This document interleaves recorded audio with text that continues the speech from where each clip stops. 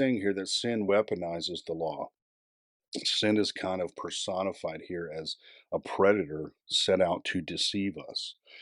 And then the law says, do not, our sinful nature screams, I must, because of the rebellious nature within us.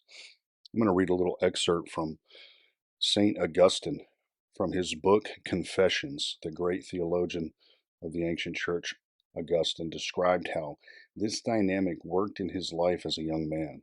There was a pear tree near our vineyard laden with fruit. One stormy night, we rascally youths set out to rob it and carry our spoils away. We took off a huge load of pears, not to feast upon ourselves, but to throw them to the pigs. Though we ate just enough to have the pleasure of forbidden fruit. They were nice pears, but it was not the pears that my wretched soul coveted, for I had plenty better at home. I picked them simply in order to become a thief. The only feast I got was a feast of iniquity, and that I enjoyed to the full. What was it that I loved in theft? Was it the pleasure of acting against the law? The desire to steal was awakened simply by the prohibition of stealing.